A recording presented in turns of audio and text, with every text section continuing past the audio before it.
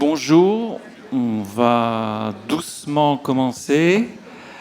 Merci d'être aussi nombreux. Je pense que vous allez vous régaler avec nos invités et avec ce qu'ils nous ont à nous proposer.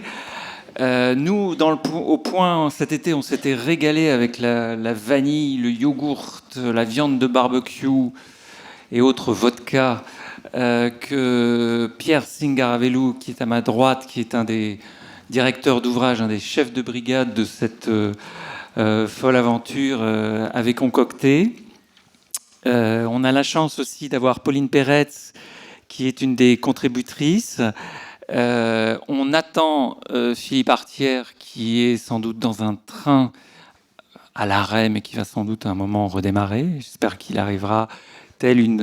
on est la maison de la magie, il va surgir comme ça autour de nous. Donc, je vous présente rapidement. Pauline Peretz, vous êtes spécialiste d'histoire américaine, vous êtes maîtresse de conférences à Paris 8, vous êtes aussi vice-présidente de l'IHTP. J'avais beaucoup aimé votre formidable anthologie sur New York que vous aviez publiée il y a quelques années. Récemment, vous avez aussi publié un livre sur Camp Noir qui raconte cet endroit dans l'Arizona où on a entraîné pendant la Seconde Guerre mondiale des dizaines de milliers de soldats noirs. Et c'est à vous, donc vous nous parlerez du bagel et du hamburger. Avec Pierre Singaravelou, qui est un maître d'œuvre, je ne sais pas le combienième ouvrage collectif que vous dirigez. Je me souviens par exemple de l'histoire du monde au XIXe siècle, il y a quelques années, déjà chez Fayard, me semble-t-il, comme cet ouvrage.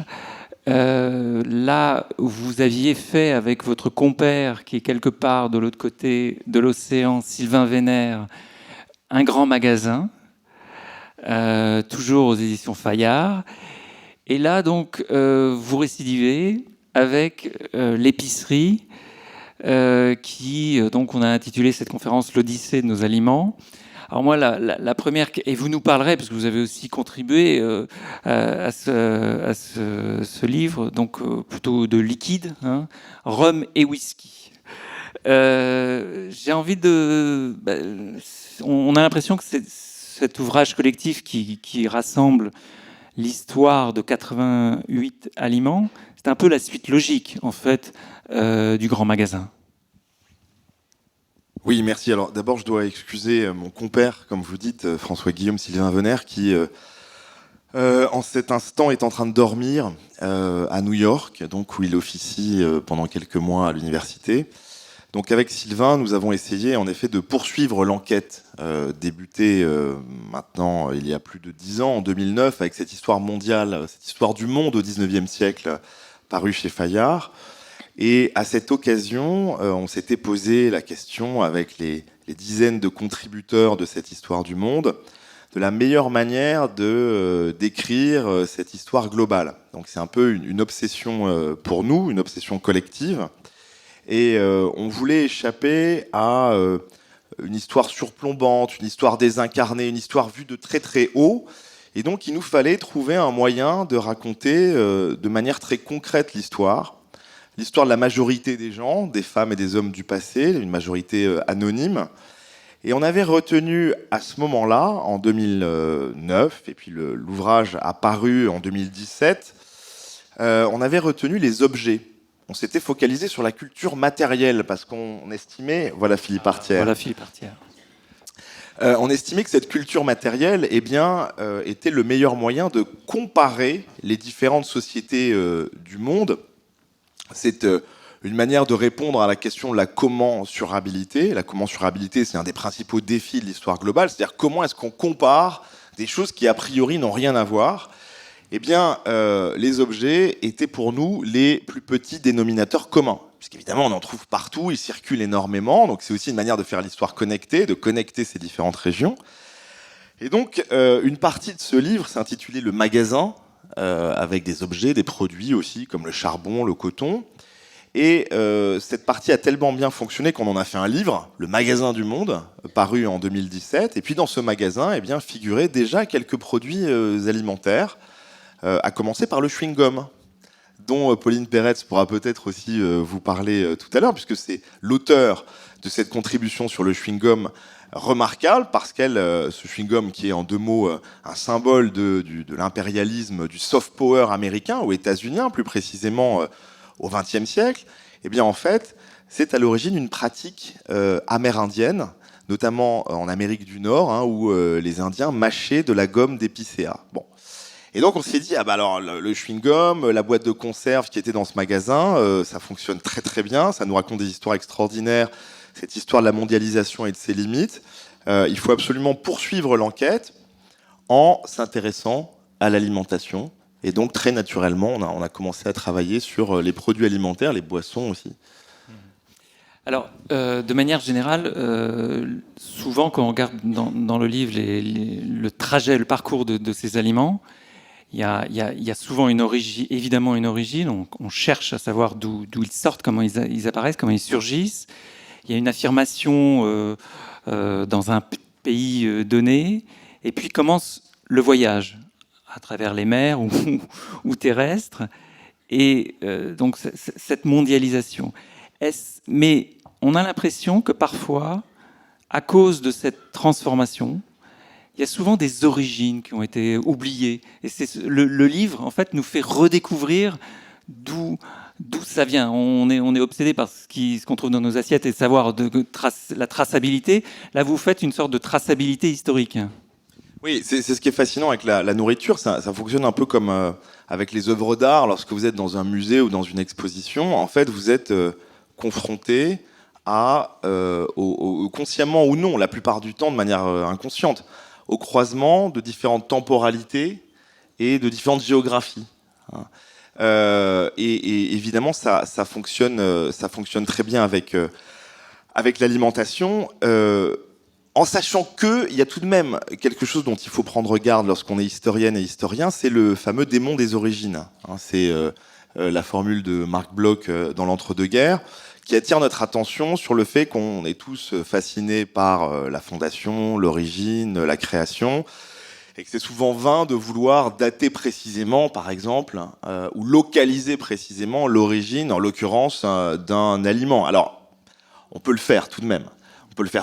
Et c'est savoureux de s'apercevoir que, alors ça, tout le monde est au courant, hein, mais c'est un exemple éloquent, que par exemple le thé, qui est un élément identitaire britannique, hein, fondateur de la Britishness à partir de la fin du XVIIIe siècle, évidemment le thé est d'origine chinoise. Depuis des milliers d'années, les Chinois produisent et consomment du thé. C'est devenu aujourd'hui la boisson la plus consommée après l'eau. Et en fait, eh bien, les Britanniques, les aristocrates britanniques consomment du thé dès le XVIIIe siècle. Au XIXe siècle, la bourgeoisie considère que le thé est un moyen, c'est Christian Grattalou qui raconte magnifiquement cela dans sa contribution, le thé est un moyen de rendre les ouvriers anglais plus vertueux en les empêchant de consommer de l'alcool, et puis aussi, c'est un moyen de faire bouillir l'eau, qu'on ne peut pas consommer de manière courante au XIXe siècle. C'est aussi le thé un fuel extraordinaire de l'industrialisation, puisque mélangé à la mélasse, donc c'est une boisson qui est très sucrée et qui procure 20-25% de l'apport calorique d'un ouvrier au XIXe. Donc c'est vraiment la boisson parfaite qui va être popularisée au point de devenir, je le disais, identitaire, de structurer la journée de tous les Britanniques avec le tea time, le 5 o'clock tea, etc., etc. Et ce qui est assez extraordinaire avec ce thé, c'est que les Britanniques, eh bien, vous connaissez cette histoire, ils achètent beaucoup trop de thé aux Chinois, et donc pour rééquilibrer la balance des échanges, ils vont vendre, à partir de la fin du XVIIIe siècle, de l'opium indien aux Chinois. C'est l'origine de des guerres de l'opium, à partir de 1839. Et les Britanniques, très tôt, vont vouloir produire leur propre thé. Et c'est pourquoi quelqu'un qui s'appelle Robert Fortune, eh bien, va prélever du thé en Chine. On est en 1848, au lendemain de la première guerre de l'opium. Il prélève 20 000, en secret évidemment, c'est une expédition secrète, il prélève 20 000 plants de thé, il les apporte en Inde britannique, et c'est l'origine du thé en Inde. Et je vous dis cela parce que, à partir de ce moment-là, le thé devient aussi un élément constitutif de l'identité indienne, au point que les nationalistes indiens, ça ne vous a pas échappé, les nationalistes indiens sont aujourd'hui au pouvoir avec Narendra Modi, et les nationalistes indiens aujourd'hui expliquent que ce sont les Indiens qui ont fait découvrir le thé aux Britanniques, alors que c'est évidemment l'inverse, hein. Et ce thé indien, comme vous le savez, il est bien différent du thé chinois, puisque c'est du thé qui est mélangé à des épices, le masala chai, hein, et souvent aussi avec du lait. Voilà. Donc ça c'est un point aussi important, la manière dont les aliments sont adaptés au cours de ces différentes circulations. Oui, on trouve cette question des origines aussi oubliée un peu avec le piment, avec le manioc. Mais là, vous abordez aussi comment, on le retrouve dans beaucoup d'aliments du livre, ils sont accaparés par une nation, ils deviennent des emblèmes nationaux, souvent. Oui, ils deviennent des emblèmes nationaux et ce sont des constructions à chaque fois historiques. Ça prend du temps. Je ne sais pas, prenons l'exemple que vous connaissez tous de la pizza. Bon, avant de devenir le symbole de la cuisine italienne, eh bien, c'est une production, c'est une invention locale, très localisée, à Naples. Et c'est un exemple archétypique de la cucina povera, de la cuisine des pauvres, puisqu'elle nécessite assez peu d'ingrédients. Alors, bien sûr, cette tomate qui vient du continent américain, mais que l'Europe s'est appropriée depuis plusieurs siècles, depuis les premiers voyages de colons. Et cette pizza, eh bien, c'est d'abord quelque chose qu'on consomme dans la rue. Elle est à l'origine de la street food, puisque les appartements étaient tellement petits à Naples qu'on était obligé d'aller se faire à manger collectivement dans la rue.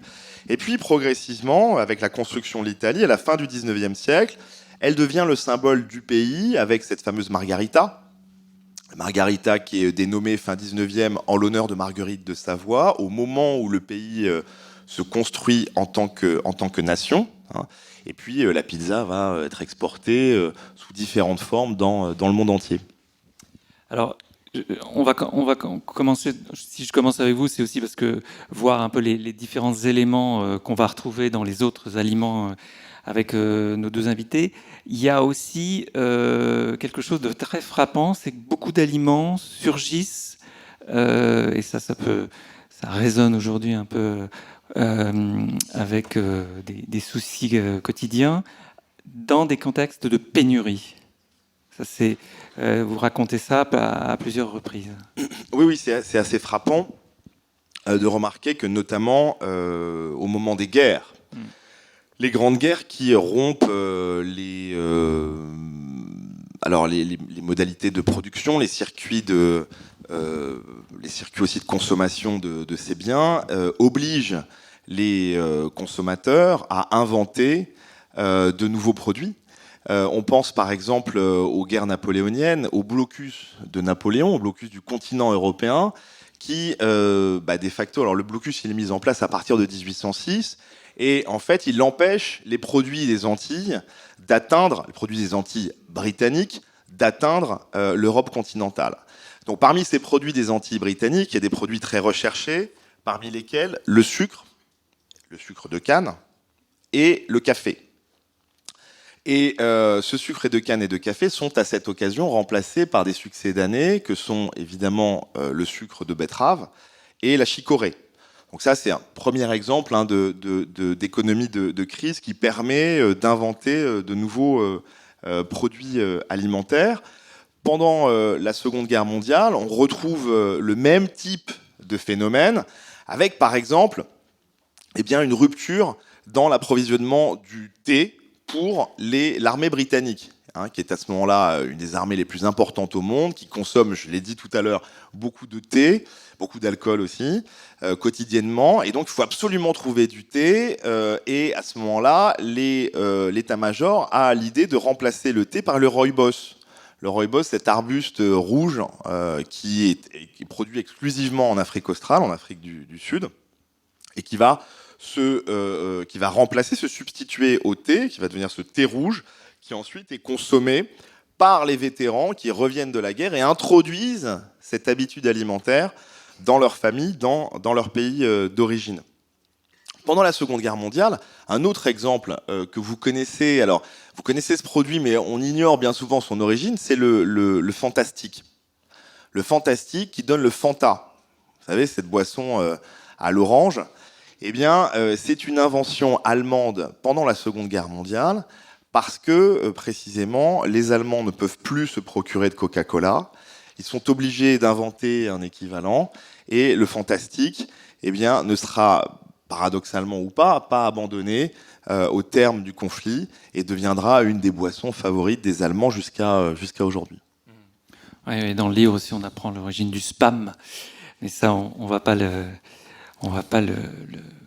révéler tout de suite. Mais c'est pas pour rien, sans doute, que vous avez dirigé une histoire du 19e siècle, parce qu'on sent quand même qu'à chaque fois, le basculement, c'est ce moment-là. Parce qu'il y a des motifs, il y a des raisons à chaque fois qui donnent un coup de fouet à une diffusion, après, donc, qui pose un problème de l'adaptation et éventuellement du retour dans le pays d'origine. Vous continuez finalement à creuser ce moment-là.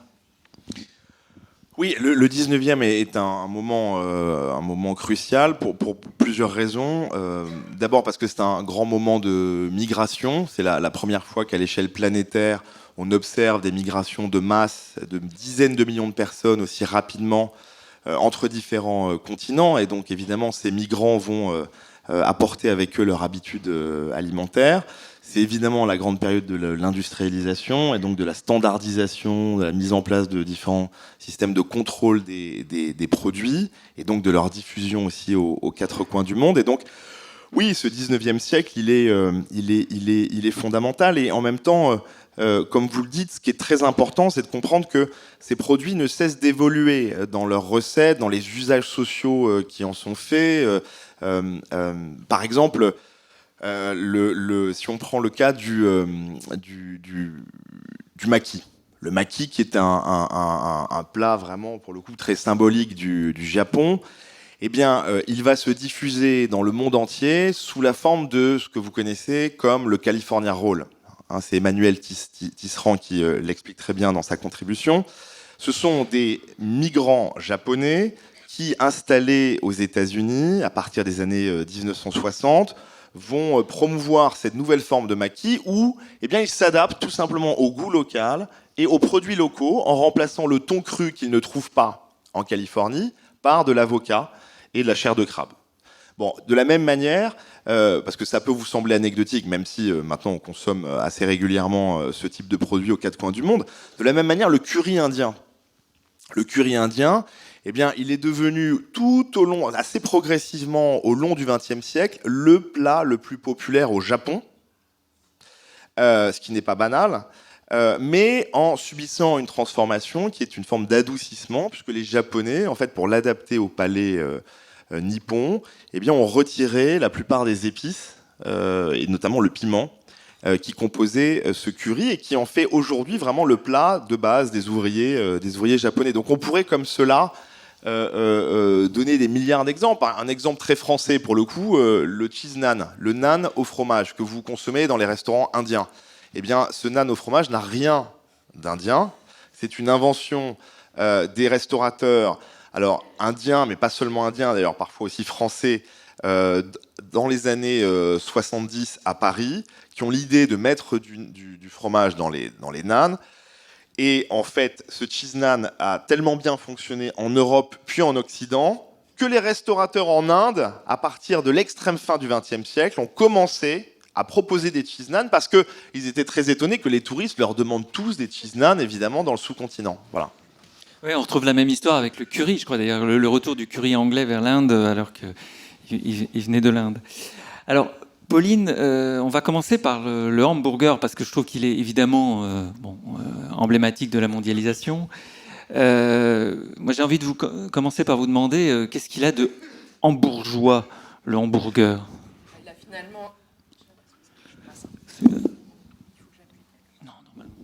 Celui-là marche. Ben, il est pas tellement bourgeois en fait. Il a beau s'appeler hamburger, en fait, c'est le lointain héritier d'une saucisse. Hein, on retrouve un peu l'histoire des Frankies dont on va parler à propos du hot dog, mais c'est une transformation d'une saucisse de bœuf qui arrive de Hambourg avec les immigrants allemands. On est vraiment totalement dans la chronologie dont parlait Pierre tout à l'heure, fin du 19e. Les États-Unis sont un pays complètement ouvert, et donc les immigrés allemands apportent avec eux un certain nombre de de leurs particularités culinaires, et notamment ces fameuses saucisses. Les Allemands sont à l'époque vraiment un peu l'aristocratie immigrée aux États-Unis. Il y a un quartier à New York dans lesquels ils sont concentrés, et ils bénéficient un peu de cette aura pour diffuser leur cuisine, mais qui s'adapte très vite, qui se transforme. Et donc la saucisse de Hambourg, elle devient en fait un steak haché de Hambourg. Et le moment clé, c'est un moment qui est important pour l'histoire des États-Unis, c'est le centenaire de l'indépendance. Donc on est en 1876, et à l'exposition universelle, il y a un nouveau type de steak qui s'appelle le hamburger steak, qui va être proposé aux visiteurs et qui va en quelque sorte sceller le destin américain, au moins pendant un siècle, de ce hamburger steak. Donc c'est de la viande macérée, de la viande épicée, qui est donc hachée grâce à l'invention du hachoir, 1850. Et là, on voit en fait comme l'histoire des techniques est importante dans cette histoire de l'alimentation. Ce que j'ai trouvé fascinant en écrivant ces entrées, c'est de voir à quel point, en s'intéressant à un aliment, on était obligé d'apprendre d'autres histoires. Donc l'histoire des migrations, l'histoire de l'industrialisation, l'histoire des techniques, l'histoire du marketing aussi, qui est clé pour ces produits américains auxquels je me suis notamment intéressée dans ce livre. Parce que vous montrez bien que son succès, pourquoi ça prend, parce que ça aurait pu ne pas prendre après l'exposition de Chicago, c'est que c'est lié quand même aussi à un moment de l'histoire des États-Unis, un moment de développement du marketing, un moment du développement aussi de la taylorisation. Ouais. Et ça, est-ce que vous pouvez nous raconter aussi comment finalement ils inventent la diffusion du hamburger et la production? Ce qui est intéressant, c'est qu'apparaissent en même temps à la fois des consommateurs pour ce nouveau type de mets, et en raison de l'industrialisation massive du pays. Donc les ouvriers, à l'heure du déjeuner, ils ont besoin de manger quelque chose. Et en fait, on va leur proposer assez rapidement cette viande qui est cuite sur le grill, sous les yeux, qui peut se manger très rapidement, donc dans des genres de chariots, un peu le food truck de l'époque. Et donc, en même temps que se popularise cette demande, que ces ouvriers, ils travaillent dans les grandes usines de l'époque. Donc, c'est l'acierie, c'est aussi les abattoirs de Chicago. Pour que ce steak se diffuse, il faut que la viande devienne un produit de masse. Et c'est le lieu, Chicago est le lieu de cette transformation agroalimentaire, avec l'arrivée du bétail de l'Ouest, qui est transformée grâce à une main-d'œuvre immigrée qui, jusqu'aux années 20, c'est une main-d'œuvre qui vient d'Europe, qui est notamment allemande, et puis qui vient de tout le reste de l'Europe. Donc, à la fois, naissance de cette population qui a peu de moyens, peu de temps pour manger, et qui va donc avoir envie de consommer du hamburger, et puis cette modernisation de la production qu'on voit apparaître tout particulièrement dans l'automobile. Donc on part aux États-Unis de l'apparition du modèle fordiste, et ce modèle de production, il va être appliqué à la production de la viande. Donc j'ai parlé des abattoirs de Chicago. Je pense que tout le monde en a une vision plus ou moins simplifiée à travers la visite de Tintin des abattoirs de Chicago.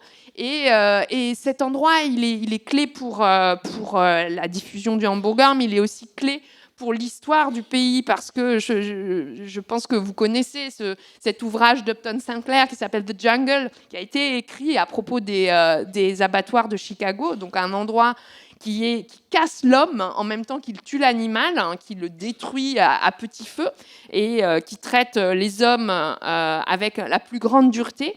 Et donc c'est le livre de Upton Sinclair qui va donner naissance, qui va provoquer vraiment un sursaut dans le milieu progressiste pour dire mais là les hommes sont traités comme des machines, ils sont cassés et on donne à manger aux gens des aliments qui sont de nature douteuse. Et c'est ce livre à propos de cet endroit où va être produite cette viande qui va permettre de faire des hamburgers que va être créée la Food and Drug Administration, qui est une agence clé de régulation de la production depuis 1906. Bon, j'ai pas parlé de ce point clé dans ma contribution. En la relisant, j'ai regretté. Mais c'est vraiment un moment et un lieu où on prend conscience de la nocivité, en fait, de cette industrie agroalimentaire qui est en formation et qui est effectivement possible par cette fordisation de la production. Donc, des choses qu'on connaît très bien maintenant. Donc, on coupe, on crée une chaîne, on découpe des étapes et on se pose la question de la commodification et de la diffusion à travers le pays de ces nouveaux biens. Donc, pour la viande, se pose la question de la préservation, de la réfrigération, et ce sont des questions qu'on trouve dans quasiment toutes les contributions. C'est cette question de la préservation qui va permettre en fait la distribution d'abord à l'échelle du marché national et puis aussi la production dans d'autres pays. Ouais, capacité de voyager. Avant les frères McDonald, en 1940, donc on apprend, grâce à vous, qu'il y a un certain Anderson qui trouve la bonne clé, la bonne solution pour vendre aussi. Oui, et donc c'est ce que je disais tout à l'heure, il y a la question du marketing est clé aux États-Unis, et il y a un certain nombre de success stories, alors qui se finissent plus ou moins bien, et ce sont des noms qu'on connaît ou qu'on connaît pas. Bon, évidemment, McDonald's, on connaît, mais celui-là, celui dont vous parlez, qui a créé White Castle, on le connaît moins, mais c'est pourtant une figure clé et qui imagine en fait tout ce qui va autour du produit pour créer en quelque sorte un environnement hamburger. Donc avec cette idée que on va vendre les hamburgers dans des lieux qui ressemblent à des petits châteaux qui vont être identifiables à travers l'ensemble du pays. Et là, on est 40 ans avant McDonald's. Donc une identité graphique, une identité aussi familiale qui est créée pour que les consommateurs se reconnaissent, des biens de consommation qui entourent en fait la vente du hamburger. Donc ça va être de la bière, ça va être le pickle, ça va être tout ce qui va créer le repas hamburger. Et puis aussi cette idée que les gens qui viennent chercher les hamburgers, ils sont pressés. Donc on est vraiment dans le tout début du fast-food. Et puis ensuite, l'idée est récupérée, réinterprétée par de nombreuses chaînes. Et puis après, on passe chez les frères McDonald's, bien connus, en Californie. Ouais, souvent, le livre, d'ailleurs, c'est des histoires où on passe de l'artisanat à des histoires industrielles. Et alors, ça devient très vite l'emblème de l'impérialisme américain ou de l'impérialisme occidental. L'ouverture, on se souvient de l'ouverture du premier McDonald's à Moscou après la chute du mur. C'était presque la fin de l'histoire, finalement. Et est-ce que, à quel moment il est associé aussi, il est dénoncé comme à la fois emblème de l'impérialisme, emblème aussi de la junk food. À quel moment se fait ce basculement ? Finalement, pour le hamburger, c'est assez tardif par rapport à un autre bien que... Bon, j'ai pas écrit l'entrée, mais j'ai beaucoup apprécié de lire le Coca-Cola. Et en fait, là, on voit thématiser donc, l'américanisation du monde dès l'après-Seconde Guerre mondiale. C'est intéressant parce que le hamburger, comme le Coca-Cola, ils arrivent en Europe avec les GIs. Enfin, ils arrivent... pour le hamburger, il est arrivé dès la Première Guerre mondiale, mais il a vraiment pris après la Seconde Guerre mondiale. Et en fait, il y a une coalition vraiment inédite qui va résister au Coca, à l'implantation du Coca en France. C'est à la fois les communistes, les producteurs de vin, des parlementaires qui vont essayer d'imaginer une législation protectionniste pour interdire un des éléments clés dans la fabrication du Coca-Cola. Donc c'est dès les années 1950, je crois, tout début des années 50. Bon, ils perdent la partie, mais on voit qu'en France, à ce moment-là, il y a déjà une résistance à cela.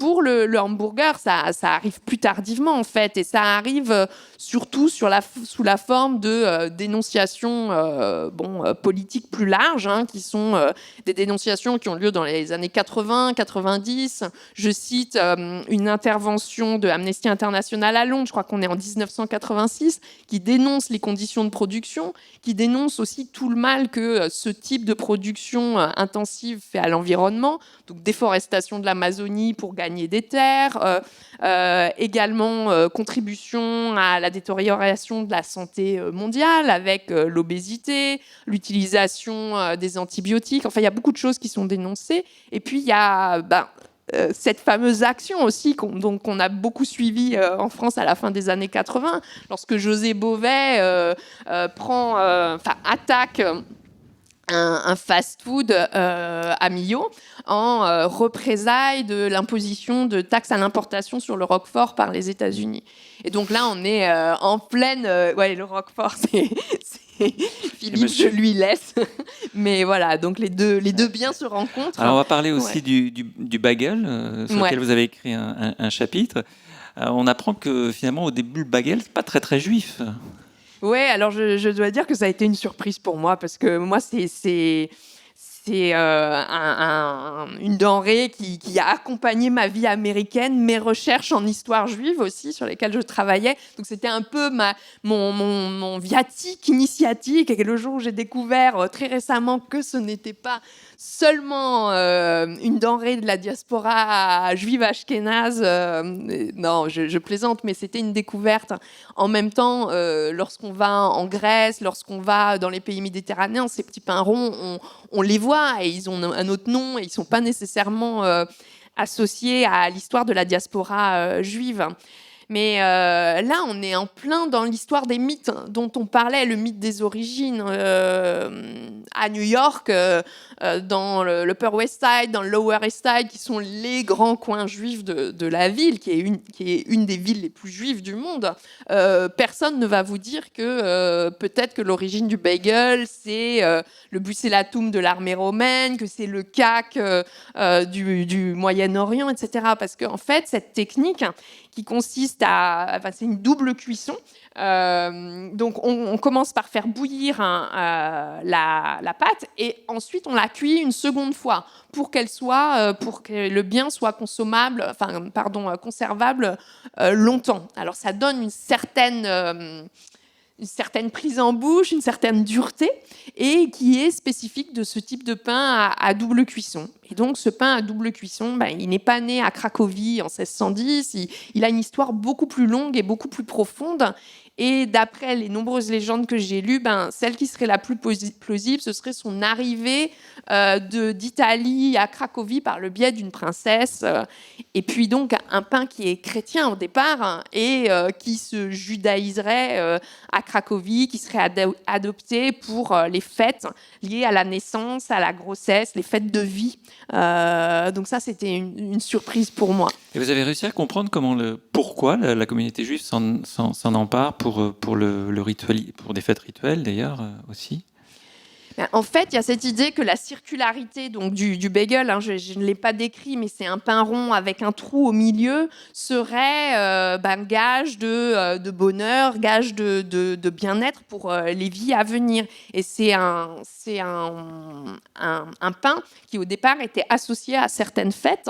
Une fête de circoncision, une fête d'accueil des enfants-filles aussi, quelquefois la fête d'Esther aussi. Enfin, et c'est intéressant parce que on s'aperçoit que donc c'est finalement maintenant c'est un pain qui est mangé couramment, souvent au petit déjeuner, etc. Mais c'est un pain qui est beaucoup moins religieux que la matzah dont parle par exemple Laura Hobson-Ford, qui est la matzah dont la recette a une origine religieuse. Donc la matzah qui est ce pain qui n'a pas eu le temps de lever, qui est donné, qui est consommé pendant Pessah, donc qui célèbre l'exode des Juifs d'Égypte, et donc qui doit avoir une cuisson très rapide. Et là, on est vraiment sur un pain qui va être utilisé ensuite dans la cuisine de manière régulière pour des plats qui ont dans des moments de l'année, mais la matzah, elle reste, elle a une fonction sacrée encore aujourd'hui, ce qui n'est pas du tout le cas du bagel, qui est vraiment un peu, comme ça l'a été pour moi, la caution identitaire de personnes qui sont très éloignées du judaïsme. On retrouve quelque chose dans la cuisine, c'est-à-dire quand on mange quelque chose, on mange aussi des traditions. On pense, on a peut-être bougé, on a émigré, on s'est exilé, mais on garde le contact avec le lieu d'origine. Ça, c'est fort avec le bagel qui se diffuse avec la diaspora. Oui, tout à fait. Et en quelque sorte, c'est des choses qui ont été beaucoup écrites dans la littérature juive américaine, Philip Roth, Bellow. C'est un peu ce qui reste de l'identité juive qui a été très transformée au fur et à mesure de l'éloignement du lieu d'origine en Europe, transformée aussi en raison de la laïcisation des sociétés et des pratiques. Et donc, dans la diaspora juive américaine, on parle souvent de Bauch Judaism. Bauch, c'est en yiddish le ventre. Donc, le judaïsme du ventre, c'est ce qui reste quand on fête même plus Kippour. Donc, on mange du bagel, des bagels. Mais d'ailleurs, le bagel, c'est maintenant un pain américain comme un autre. On le trouve dans tous les supermarchés. Et d'ailleurs, dans toutes les capitales, le bagel, on le trouve désormais à Paris. Et sa mondialisation, justement, ça dépend de qui le mange, parce que c'est finalement plus un produit typiquement juif. C'est-à-dire que c'est un produit juif pour les juifs, mais pour les autres, dans toutes les autres capitales, c'est pas forcément identifié comme un produit juif. Non, je pense pas. Je pense vraiment que son origine, son origine, le moment juif du bagel est en train de passer à un moment mondialisé, mais c'est ce qu'on voit dans beaucoup des mets qui sont proposés là. Moi, j'ai beaucoup aimé, par exemple, le poké aussi. Et là, on est en train de perdre cette origine hawaïenne de la même manière, même si... il y avait des croyances qui étaient associées à cette préparation au départ. Et puis, au fur et à mesure de la mondialisation, les traditions et les projections aussi qui sont associées à chacun de ces mets se perdent et les mets les aliments sont réinterprétés. Merci Pauline. Alors, transition avec le Roquefort, on va aller vers le Larzac. Je vous présente donc Philippe Artière. Merci d'être arrivé quand même à Montport. Merci à vous. Je vous présente rapidement. Vous êtes lié à l'œuvre de Michel Foucault. Moi, je me souviens d'un livre que vous avez lu, que vous aviez écrit, qui était passionnant sur la banderole, objet politique. Et vous avez récemment fait un livre sur le Larzac. Je pense que c'est aussi comme ça que vous êtes tombé dans le Roquefort, un peu. Alors, on va rentrer dans le vif. Non pas de la brebis, mais du fromage. Peut-être commencer par un moment, comme votre chapitre, c'est intéressant de pourquoi et comment le Roquefort arrive à être le premier AOC qui ne concerne pas les alcools, le vin. Oui, d'abord, merci à Pierre et à Sylvain de m'avoir associé à cette histoire. À être rentré dans l'épicerie parce que moi j'ai des petites fiches, vous savez, comme dans les cuisines, on a ces recettes. Souvent d'ailleurs, moi je suis un historien de l'écrit, donc c'est vrai que la cuisine, il y a des archives de cuisine. Et ça, c'est une des spécificités intéressantes, je trouve, de cet objet-là dont nous discutons ce matin. Ce n'est pas forcément que des transmissions orales. Il y a une littérature de la cuisine, et ce livre, à certains égards, il viendra peut-être, vous savez, dans ces livres qu'on a au-dessus de la gazinière. Ça fait partie des livres qu'on consulte pour cuisiner. Bon, alors je dis ça parce que il se trouve que si je suis arrivé dans cette épicerie, c'est parce que je travaillais sur une histoire sociale et politique qui était celle, effectivement, d'un certain nombre d'objets, et notamment et de lieux, d'espaces, et je crois que c'est déjà revenu énormément, le fait que ce n'est pas une histoire anecdotique, cette épicerie du monde. Non, au contraire, ces restes, ce que Pauline a qualifié justement, ce qui reste, eh bien, est lié à des territoires. Et à certains égards, le Roquefort, donc le roi des fromages, eh bien, ça incarne quelque chose, non pas de l'origine, mais d'une notion qui est si présente et si complexe et si problématique pour l'histoire et l'anthropologie, qui est celle de l'authenticité. C'est-à-dire qu'à un moment donné, eh bien, il y a un certain nombre de plats, il y a un certain nombre de produits qui sont authentiques. Et si j'ai choisi, puisque la construction du livre, et vous l'avez déjà dit, la construction du livre, elle se fait à travers aussi des espaces complètement décloisonnés, mais aussi une chronologie. Et nous avions, et c'était aussi c'était c'est pas seulement quelque chose d'éditorial, c'est quelque chose de pensé, disons, qui relève d'une historiographie, qui relève aussi d'une conception de l'histoire, de penser une autre chronologie du monde.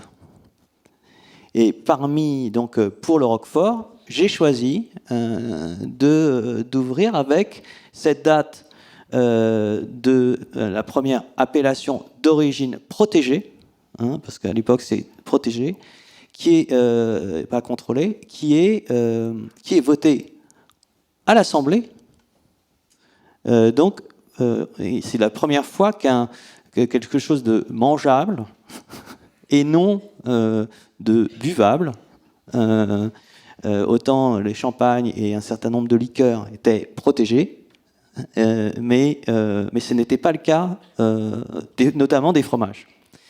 Et la société Roquefort, puisque depuis la fin du XIXe siècle, l'ensemble des caves se sont regroupées à travers une société. Et donc, là aussi, Pauline l'a déjà dit, Pierre y a insisté, cette épicerie, c'est aussi une histoire des économies contemporaines et des formes. C'est Jaurès, d'ailleurs, s'en prendra à l'Assemblée contre cette société qui incarne une forme de capitalisme certes restreint, mais un modèle capitaliste, puisque ces caves, qui sont localisées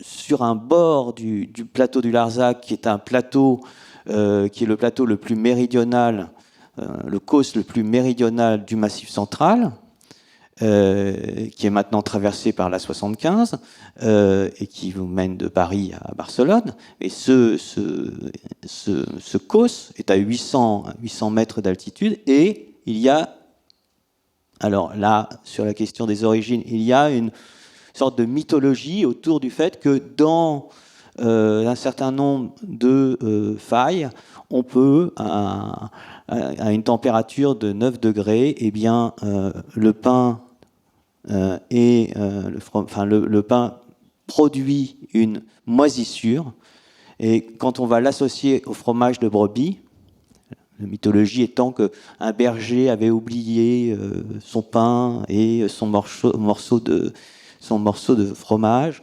de brebis, et qu'il a retrouvé finalement un Roquefort quasiment fait, ce qui est quand même très très loin de la mythologie, puisque c'est un produit de luxe, le Roquefort, puisque c'est un produit qui exige, ce fromage, qui exige beaucoup de manipulation.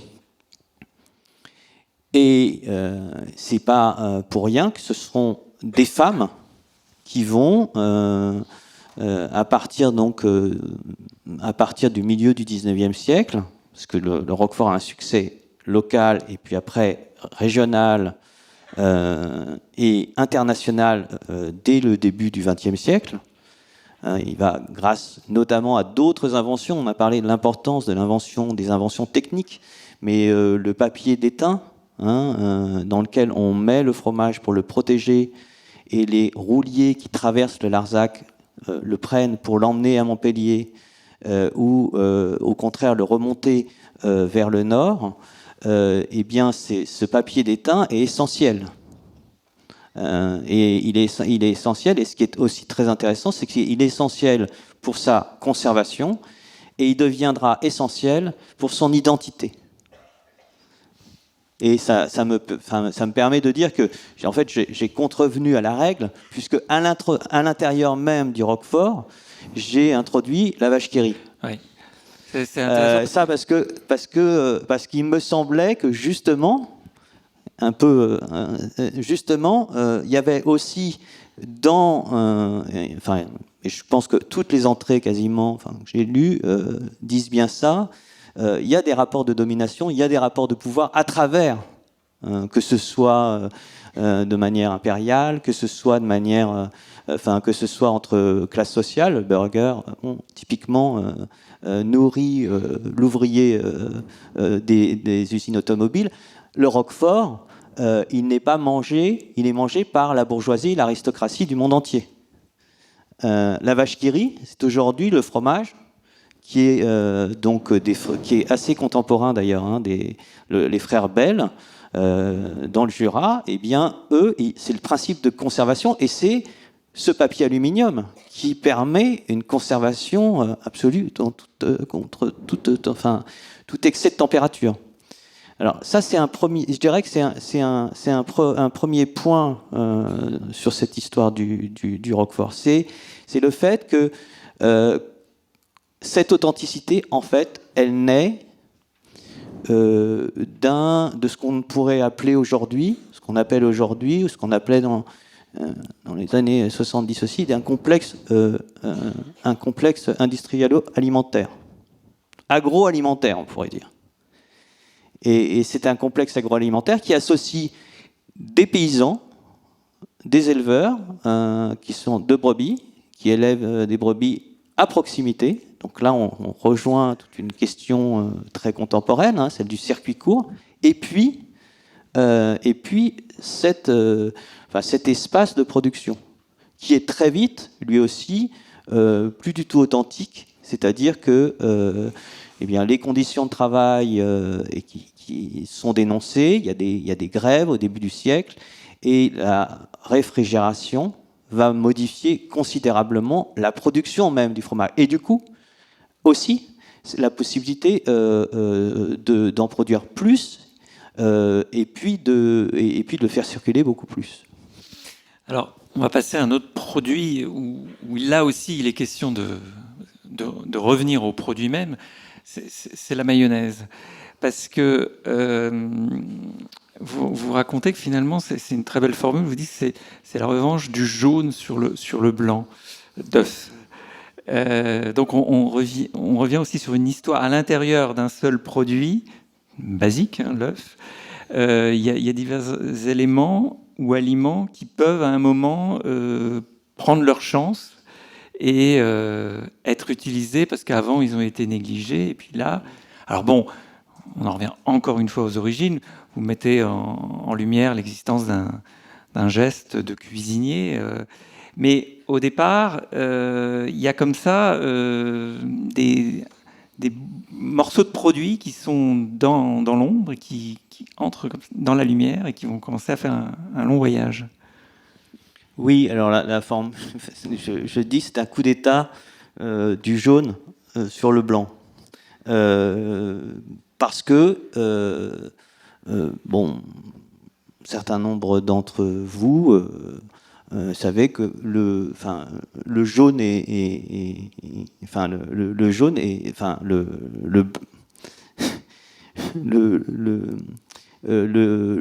blanc était très valorisé dans la cuisine. Et ce qui est intéressant avec la mayonnaise, c'est que je crois qu'on a tous fait ce geste qui consiste à casser un œuf, garder le jaune et mettre le blanc de l'autre. Et le blanc, eh bien, il va servir à quelque chose d'annexe et qui aura parfois des noms fameux comme en pâtisserie, le financier. Bon. Et le jaune va être au centre de quelque chose qui est lui aussi annexe, puisque c'est une sauce. Et c'est ça qui m'intéressait en fait, parce que évidemment, quand mes camarades m'ont dit bon ben, on a envie que tu écrives la mayonnaise, j'ai dit bon ben, je vais voir si j'arrive à la faire monter, quoi. Et c'est pas, non mais je le dis parce que je pense que c'est, enfin, dans notre travail d'historienne et d'historien, c'est quelque chose de, c'est un peu, enfin, c'est un pas de côté que vous nous avez proposé. C'est un pas de côté, et bizarrement, alors un pas de côté qui a pu paraître dans un, enfin, comme on avait l'un et l'autre, l'une et l'autre participé au magasin du Monde, nous savions que c'était pas des pas de côté en fait. Nous savions qu'en fait ces objets-là étaient au centre de, à la fois d'une histoire politique, puisque cette séparation du blanc et du jaune, c'est aussi un conflit entre l'Espagne et la France sur la question de où on fait pour la première fois cette sauce, hein, puisque les Espagnols considèrent que la paternité vous voyez, la paternité, on est dans tout aussi un vocabulaire qu'il faut retravailler. Enfin, la maternité de la mayonnaise, eh bien, elle n'est pas française. Or, et j'en reviens à mes petits papiers, Séviard, qui est un chef qui, lui, c'est un des autres intérêts, je crois, du livre, quand on le lit, c'est de voir que l'agenda politique et l'agenda culinaire, à la fois se superposent et en même temps sont décalés. Et Viard, qui est qui est un chef de cour, hein, avant la Révolution, va traverser la Révolution française tranquillement, et finalement publier en 1806 une première recette de la mayonnaise. Ce qui est évidemment intéressant parce que c'est aussi le moment où la mayonnaise va progressivement entrer dans la cuisine commune, voire, puisque ça a été un peu ma spécialité dans ce volume, voire devenir la malbouffe. Parce qu'en fait, bon, on m'a donné le Roquefort, mais le Roquefort, quand José Bové et la Confédération des paysans, Confédération paysanne, démontent McDonald's, ils arrêtent les voitures du fameux bouchon de Millau, hein, on est en 1999, et qu'est-ce qu'ils donnent contre les pots de mayonnaise, enfin, la mayonnaise qui va avec le reste? Eh bien, ils donnent des tartines de Roquefort. Et c'est ça qui m'a intéressé, c'est-à-dire qu'aujourd'hui, finalement, la mayonnaise, qui était une sauce très noble, et une sauce, j'essaye de le montrer aussi, une sauce qui ne cesse de coloniser tous les mets. C'est-à-dire qu'on met de la mayonnaise avec tout, à tel point qu'on... vous savez, il y a toute une société des amis de la mayo, des œufs mayonnaise. Mais quasiment, il arrive qu'on mange plus de mayonnaise que de frites. Mais on parlera des frites peut-être. Ouais, oui, il y a l'avocat, il y a la crevette. Vous racontez bien que ça correspond à un moment où on commence à manger dehors. Ça, c'est important aussi. C'est des pratiques culinaires. Ça permet des mets froids, et en tout cas de relever des mets froids. Et vous, j'ai remarqué que dans vos articles, il y a quelque chose qui vous travaille, c'est l'authenticité et la perte d'authenticité qu'on retrouve avec l'histoire de la mayonnaise quand elle s'industrialise, où là même la recette, elle est mise à mal. Oui, alors elle est mise à mal, et Pauline en a parlé. Pour la mayonnaise, en fait, mon entrée, ma date d'entrée, c'est la découverte médicale par le docteur Salmon, d'une bactérie qui est la salmonellose. Et la mayonnaise, régulièrement, l'actualité est régulièrement marquée par des cas de salmonellose dans nos cantines scolaires. Bon, peut-être pas à Blois, mais enfin bon, en tout cas à Paris, c'est régulier. Donc, je trouvais que c'était, pour répondre à votre question, je trouvais que c'était intéressant d'entrer justement à chaque fois avec quelque chose qui relève, comme le disait Pauline, un peu de ce que la recherche nous apprend. Parce qu'en fait, ce livre, il nous a beaucoup appris à nous. Tu l'as dit pour le bagel, je pense que tout un chacun, on pensait peut-être connaître à peu près. Voilà, il y avait de la biblio. Et puis en fait, il y a une autre épicerie, et pour moi une épicerie éminemment politique, qui est sortie. C'est-à-dire que, bon, c'est amusant parce que l'épicerie du Monde, c'est quand même le nom de l'épicerie la plus chic de Paris, au Bon Marché. Et là, en fait, on voit émerger dans ce livre une épicerie qui est une épicerie, encore une fois, qui tord les choses, une épicerie et c'est tout votre travail, hein, je dois dire que c'est aussi toute une historiographie qui déplace les aliments. Et de fait, j'allais dire que c'est une épicerie créolisée. Je ne peux pas ne pas le dire. Enfin, je veux dire, c'est ça qui est très intéressant dans la mayonnaise, c'est que la mayonnaise, ça devient une sauce. Ça devient, c'est soit de l'aioli au départ, soit de la mayonnaise, mais après, c'est des sauces samouraï. Bon, dans les kebabs, il y a une très belle entrée sur les kebabs. Bon, cette base, elle devient quelque chose non seulement d'adaptable, mais d'appropriable. C'est comment aussi ça résiste à des phénomènes identitaires. La cuisine est finalement la chose la plus, une des choses les plus résistantes à cette identité unique. Il y a un produit aussi, il y a une histoire politique de la frite qui est et qui un peu comme le hamburger, qui est un produit évidemment assez cousin parce que c'est vraiment au départ un produit populaire pour donner à manger à des gens qui n'ont pas le temps, qui mangent de peu. Mais ce que vous racontez, c'est intéressant, c'est que au début, non, en fait, c'est pas ça, l'histoire de la patate rissolée, on va dire. Ça vient de plus haut. Donc ça voyage alors dans les couches sociales. Alors la frite. Les frites. Je suis parti de deux images parce que c'est aussi, ce livre, c'est aussi tout un ensemble d'apports d'une historiographie qui va traverser encore ce festival et qui est notamment l'histoire des représentations, l'histoire des sensibilités, l'histoire connectée. Et là, j'avais deux images en tête qui me sont venues.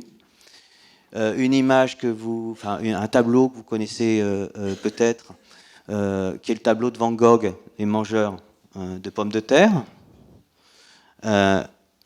Et puis une photo de Martine Parr, des classes populaires anglaises sur les plages de Brighton avec des barquettes de frites dans les années 80. Et puis, pour moi, tout le travail était finalement de penser ce lien entre ces deux images. Et en travaillant sur ce lien avec des patates chaudes, en fait, parce que ils ne mangent pas des patates rissolées, les paysans de Van Gogh. Parce qu'en fait,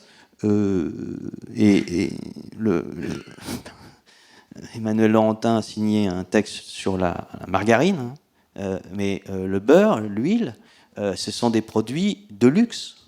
Donc en fait, on fait bouillir les patates, on mange déjà les patates chaudes.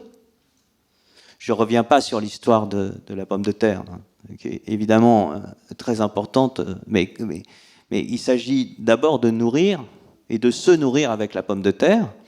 Et ça revient, on revient toujours à la question des espaces. Si on se met à un moment donné, et s'il y a une démocratisation de la pomme de terre rissolée, c'est en raison de ce qu'on pourrait appeler, ce que un certain nombre de chercheurs et de collègues en contemporaine, en histoire contemporaine, disons la massification de la culture de masse, et notamment d'un certain nombre de lieux, des foires. C'est le cas aussi pour le burger, c'est l'usine. Pour le hot dog, ce sera les parcs d'attractions. Et la frite aussi est liée à ce lien-là. Alors, on a 3 espaces. On a l'espace du travail, qui est l'usine, avec le burger. On aurait peut-être avec la frite l'espace de la foire, et puis avec le hot dog l'espace du parc d'attractions. Où là est l'espace de la féerie, si j'ose dire, où on boit et on mange. Il faut manger, et le hot dog permet de boire plus. Enfin, ce qui est le kebab. Avant de passer au hot dog, je voudrais qu'on s'arrête un peu sur une figure un peu hybride, justement, sur la frite, toujours. Alors c'est un Bavarois qui passe par Paris. À un moment, j'ai cru que la frite était née à Paris, mais non. Il arrive en Belgique. Mais lui-même, il a un parcours intéressant, et il apprend aussi sans doute à Paris avant d'inventer, de découper. Si l'invention de la frite, c'est un art de la découpe d'une pomme de terre rissolée, c'est un personnage dont on ignore l'existence. Oui, alors pas en Belgique, si. Qu'est-ce qu'ils en ont fait là-bas? Il passe par Montmartre, et c'est à Montmartre qu'il apprend à découper la pomme de terre. Ah là, d'accord. Et que ce soit la mayonnaise ou la pomme de terre, là, ces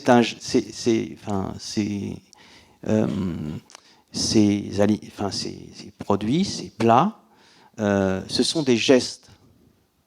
Et d'ailleurs, ça renvoie à notre extraordinaire, là je fais un présentisme, mais extraordinaire besoin de voir faire la cuisine. Que ce soit les pâtes chinoises en vitrine, que tout doit être visible, sans parler de ce qui est aussi un des grands succès, c'est-à-dire faire la cuisine à la télévision. Ça fait partie des choses les plus regardées. Et concernant, pour revenir à notre Allemand arrivé à Montmartre, qui découvre qui voit comment on découpe la pomme de terre, et c'est là que je dis d'ailleurs que, j'y reviendrai que ce geste va prendre fin. Et c'est coupé à la main. Ce sont des frites en bâtonnet. Et c'est à Bruxelles qu'il va véritablement, et à Liège, véritablement commencer à construire, disons, cette industrie de la frite, qui a bien des avantages, parce qu'il ne faut pas penser que c'est sur un coup de tête, mais ça permet aussi à la pomme de terre d'être cuite rapidement. Ça permet à la pomme de terre aussi, ça permet aussi de manger facilement, debout. Encore une fois, cette épicerie du monde, c'est aussi une histoire du corps. C'est ça qui est fort. Alors, mon hypothèse est qu'en fait, je vous l'annonce, Nietzsche avait annoncé la mort de Dieu, moi je vous annonce la mort de la frite. Donc voilà. Nous ne mangeons plus de frites, en fait. Nous ne mangeons plus que des pommes de terre qui sont maintenant surgelées et qui sont coupées, prédécoupées et partout, ou quasiment partout, on n'en mange plus que ce nouveau produit qui n'est pas une frite, en fait. Parce que, comme vous l'avez dit, il y a ce geste de découpe, il y a ce rapport à la matière qui est très, très, très important. Et aussi, on mange quasiment des frites qui ne sont plus grasses. Oui, parce que le gras est prohibé. Et puis avant la mort de la frite, il y a eu la mort de la friteuse, qui a disparu de nos domiciles. Et parce que je passe aussi par, évidemment, ce qui est intéressant dans ces histoires, c'est qu'on ne reste pas à parler des espaces publics, mais c'est aussi comment tous ces produits rentrent dans les maisons de manière très différente. Et les années 70 sont notamment le moment où la friteuse, une cuisine sans friteuse, c'est pas possible. Bon, maintenant, une cuisine avec une friteuse, c'est pas possible.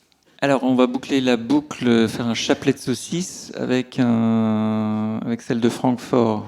Quelques mots sur le hot dog, dont vous avez dit déjà que il se développe. Enfin, le hot dog est le produit de la fête aussi, de la fête foraine essentiellement. Et là, vous le localisez fortement. Hein. À un endroit d'ailleurs qui a sa propre mythologie. D'ailleurs, un jour, il faudrait faire un livre sur Coney Island.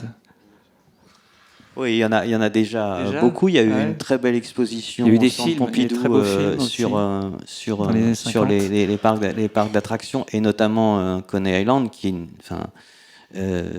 Alors, à la fois, je le localise à Coney Island, mais surtout, je le localise à New York, puisque et juste avant, ce que j'ai choisi comme symbole, c'est ce hot dog qui réunit, se fait rencontrer l'Europe et l'Amérique, et finalement aussi dit ce lien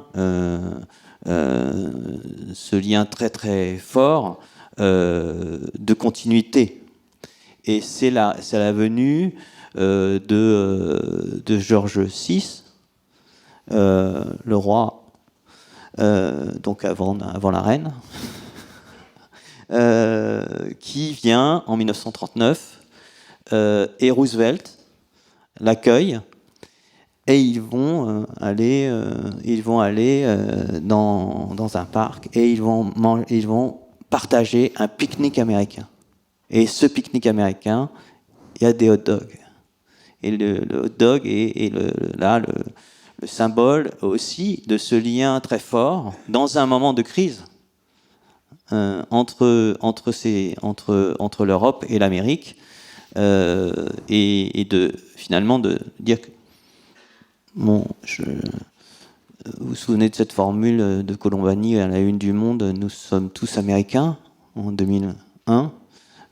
Finalement là, et c'est pour dire à quel point c'est sérieux la bouffe, la nourriture, l'épice, ce dont on parle c'est très sérieux, c'est-à-dire c'est aussi comment à un moment donné ce qu'on mange, ce qui est à la table, ce qui est servi, eh bien est un geste politique. Et pour moi ça a été aussi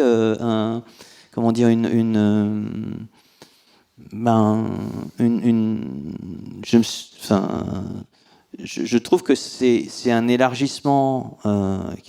Les objets la culture matérielle était déjà très, très présente. Elle était beaucoup chez les modernistes, évidemment chez les antiquisants. En contemporaine, beaucoup moins. En histoire contemporaine, on négligeait parce qu'on considérait que tout ça était mondialisé. Et finalement, on s'aperçoit que ça dessine une histoire des 19e et 20e siècles tout à fait inédite. Oui, les Japonais auraient dû se méfier s'ils avaient bien scruté cette scène. Ils auraient dû se dire que les Américains finalement déclareraient la guerre aussi. Merci. On va, après avoir beaucoup mangé, on va un peu boire avec vous, Pierre. On va peut-être commencer par par une boisson que vous décrivez en fait comme une boisson de la minorité et de la rébellion et de la résistance. Ce qu'on découvre un peu. On n'a pas, quand on boit du rhum, on n'a pas forcément ça en tête. Pour vous, ça a été une découverte ou c'est quelque chose que vous êtes... Est-ce qu'en tant que co-directeur, co-chef de brigade, vous vous êtes dit, bon, quand tout le monde est servi, moi je pense qu'il reste, et là, le rhum, vous est tombé dessus? Non, là, avant de répondre à votre question, je veux juste remercier Pauline et Philippe, parce qu'en fait, ce qu'ils viennent de dire est passionnant, et ils viennent de montrer à quel point l'histoire de l'alimentation était vitale et réjouissante. Une affaire très sérieuse, comme tu dis, Philippe. Et c'est aussi important d'entendre... de prendre la mesure de ce que sont ces enquêtes, parce qu'en fait, quand on lit ces textes, ils sont de 4 ou 5 pages. En fait, derrière ces 4 ou 5 pages, il y a une enquête en fait, historiographique, historique, un travail de problématisation, de lecture. Voilà. Et c'est pas évident, c'est comme tu le disais, en fait, pour la plupart de ces mets, il n'existe pas d'histoire. Il n'existe pas d'histoire du bagel, il n'existe pas d'histoire du roquefort. Et donc, voilà, il faut construire cet objet, le travailler, et donc chaque article est une enquête. Et donc, le rhum a été une enquête pour moi, qui était une enquête, c'était un produit qui m'intéresse depuis longtemps, parce qu'en fait, je me posais la question de la manière dont... Alors, je me demandais comment est-ce qu'un produit qui a été inventé par des esclaves au XVIIe siècle, puisque ce sont des esclaves, on pense que ce sont des afrodescendants de la Barbade au milieu du XVIIe, qui ont pour la première fois utilisé de la mélasse, donc ce résidu de canne à sucre qu'on utilisait pour précisément produire du sucre, l'ont distillé pour produire du rhum. Comment est-ce que cette boisson est devenue ensuite la boisson favorite des classes moyennes et des bourgeoisies occidentales au XXe siècle?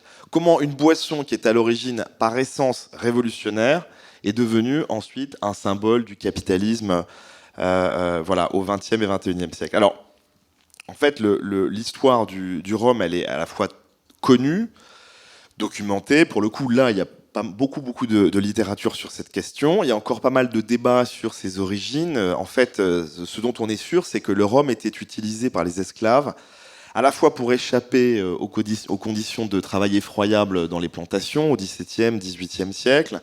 Donc c'était une manière évidemment de s'échapper virtuellement de ces plantations. C'est aussi un moyen de résistance, alors résistance passive. C'est pourquoi l'alcoolisme était réprimé très sévèrement comme le vol par les propriétaires des plantations, parce que c'était une manière de priver les propriétaires de leur capacité de travail. Les esclaves, lorsqu'ils avaient bu, ne travaillaient pas autant. Et puis, c'est une arme de guerre, le rhum. Et c'est là où ça devient aussi très intéressant. Le rhum était consommé rituellement avant chaque bataille dans le cadre des grandes révoltes d'esclaves à partir du XVIIe siècle, parce que l'histoire de l'esclavage, ça n'est pas assez dit, c'est d'abord et avant tout une histoire de résistance, différentes formes de résistance, le marronnage, c'est-à-dire la fuite ailleurs, dans les montagnes, dans une autre colonie, dans une autre île, mais aussi la consommation de ce rhum, qui permet à la fois de se donner du courage avant d'aller affronter les troupes des propriétaires, qu'elles soient françaises, britanniques, hollandaises, etc., portugaises, mais c'est aussi un moyen spirituel d'entrer en communication avec les ancêtres. Et ça, c'est fondamental. Le rhum, c'est vraiment l'outil des libations, des sacrements dans les religions afro-caribéennes, dont vous connaissez sans doute la plus connue, la religion vaudou à Haïti. Donc ce rhum, il est évidemment à l'origine des cultures afro-caribéennes dès le XVIIe siècle, un élément fondamental, mais qui très vite est réapproprié par les colons sur place qui le consomment, et puis surtout les marins britanniques, les marins du monde entier, qui l'adoptent à tel point que la marine britannique, la première marine du monde tout de même jusqu'au XXe siècle, instaure une ration quotidienne de rhum, d'une demi-pinte de rhum par marin. Et vous savez que cette ration quotidienne de rhum, elle est abolie seulement en 1970. Donc, ce rhum est nécessaire, ce rhum est un fuel pour la marine britannique, mais pas seulement britannique. Ce rhum est aussi un fuel pour la traite et l'esclavage, parce que c'est pas le moindre des paradoxes. il est consommé, il est inventé par les esclaves, mais ce rhum les mène aussi à leur perte d'une certaine manière, puisque, en fait, les propriétaires européens produisent de plus en plus de rhum dans la Caraïbe pour pouvoir acheter de plus en plus d'esclaves sur, notamment, la côte de Guinée, où, en fait, ils achètent à ce moment-là les captifs africains avec du rhum. Donc vous avez comme ça un circuit, par exemple, où eh bien, le rhum est produit en Nouvelle-Angleterre à partir de la mélasse antillaise pour acheter des captifs sur la côte de Guinée. Donc c'est comme ça que eh bien, le rhum va inonder l'Occident, l'Afrique occidentale à partir donc, du XVIIIe siècle. Donc les marins s'en emparent, ensuite les pirates s'en emparent aussi, ça devient évidemment un élément de la culture de la flibuste, ce fameux barbe noire qui est tout le temps en état d'ébriété. Et donc en fait, vous le savez, pour les pirates et les flibustiers, le problème, ça n'est pas le rhum, c'est l'absence de rhum. C'est l'absence de rhum qui cause des problèmes, qui cause des mutineries. Donc il y a vraiment une politique du rhum, y compris en piraterie. Et ce rhum va être progressivement adopté sous la forme des cocktails. Notamment, alors les cocktails se développent, et là je résume, au début du XXe siècle, mode états-unienne qui se diffuse dans tout l'Occident. Et c'est là que le rhum industriel, à partir de la mélasse, prend le dessus sur le rhum agricole, le rhum qu'on connaît bien en France, mais qui est minoritaire, c'est 2% du rhum mondial, le rhum martiniquais et accessoirement guadeloupéen, par rapport, parce qu'il est fait à partir de vesou, de jus de canne fermenté, par rapport à ce rhum industriel, qui eh bien, est un rhum qui a moins de goût, qui est moins sec, qui est plus facile à boire, et qui va être utilisé dans ces cocktails partout dans le monde, et qui va prendre le dessus, et qui va être un symbole de cette industrialisation du rhum. Il y a un très beau texte de Lévi-Strauss, l'immense anthropologue, qui tout jeune, en fait, fuit les nazis. 1942, il se retrouve en Martinique, et là, en fait, il se rend compte d'une tension qui caractérise notre modernité, et il intitule ce texte, c'est dans Triste Tropique, c'est le 38e chapitre, intitulé Un petit verre de rhum. Et il explique comment le rhum de Porto Rico industriel, en comparaison au rhum agricole de la Martinique, qu'il goûte et apprécie à ce moment-là en 1942, symbolise les contradictions de notre modernité. C'est-à-dire que vous avez d'un côté nous avons tous envie de payer moins cher nos produits alimentaires et qu'ils soient plus accessibles, c'est le cas du rhum industriel, mais nous sommes aussi en quête d'authenticité, cette authenticité, entre guillemets, qu'on retrouve dans le rhum agricole de Martinique, qui conserve ses impuretés, dit-il, ses imperfections, caractéristiques des modes traditionnels de production. On retrouve aussi, quand vous racontez cette arme qui finalement est retournée contre les esclaves, et le fait qu'on en ingère avant de se battre. Et dans plusieurs chapitres, il y a ce rapport entre l'aliment et la guerre, dans votre livre. Vous en évoquiez à propos du thé tout à l'heure. Il y a aussi l'usage médicinal, ça, on apprend d'où vient le grog, c'est amusant. Au détour d'un paragraphe.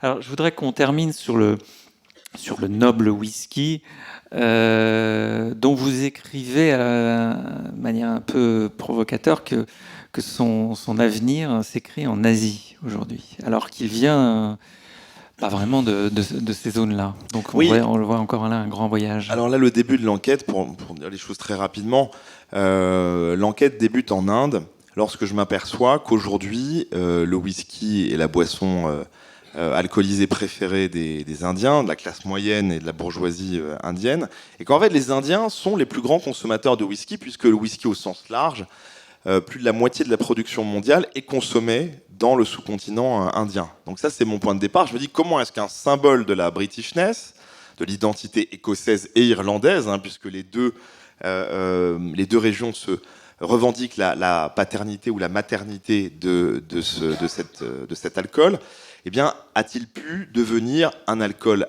asiatique, parce que pas seulement indien, puisque aujourd'hui les meilleurs whiskies sont également produits au Japon et à Taïwan, et la Chine est en train de se mettre aussi à la production du whisky. Alors c'est drôle parce que, en fait, quand on regarde d'un peu plus près cette histoire, d'abord on s'aperçoit que quelqu'un comme Churchill, eh bien, découvre, alors qu'il est tout jeune, dans les années 1890, lorsqu'il part faire la guerre en Inde, eh bien, il découvre Platon, Darwin et le whisky. Churchill ignorait tout du whisky avant d'officier en Inde. Et en fait, en Inde, tout le monde utilise du whisky. On utilise aussi du gin, d'où le gin tonic pour lutter contre la malaria. Mais on boit du whisky tout simplement pour donner un meilleur goût à l'eau qui est imbuvable. Et il admet lui-même, alors qu'il est devenu quand même l'un des plus célèbres consommateurs de whisky, eh bien, il admet lui-même qu'en fait, il a pris goût progressivement au whisky en y ajoutant tout simplement une dose quotidiennement à l'eau qu'il consommait. Et donc ce whisky, eh bien, oui, il va voyager depuis les monastères d'Écosse et d'Irlande au Moyen-Âge, jusque d'abord aux États-Unis puis en Europe, mais pour des raisons qui sont en réalité contingentes. En fait, c'est-à-dire que si vous regardez ce qui se passe aux États-Unis, eh bien aux États-Unis, jusqu'à la fin du XVIIIe siècle, on ne consomme pas de whisky, on consomme presque exclusivement du rhum. Et c'est avec la guerre d'indépendance face à l'Angleterre que, eh bien, le rhum ne parvient plus aux États-Unis. Il venait des îles britanniques de la Caraïbe, et à ce moment-là, eh bien, les États-Uniens commencent à produire massivement du whisky, mais du whisky avec un E, du whisky.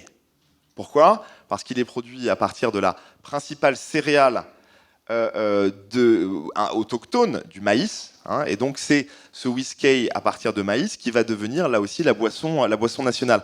En Europe continentale, on ne consomme pas plus de whisky en fait, jusqu'à la fin du 19e siècle. C'est réservé vraiment aux îles britanniques. Et qu'est-ce qui explique en fait la nouvelle mode du whisky en Europe ? Là aussi, c'est un phénomène totalement contingent. C'est dans les années 1870-1880, un petit puceron qu'on dénomme le phylloxéra. Ça vous dit quelque chose ?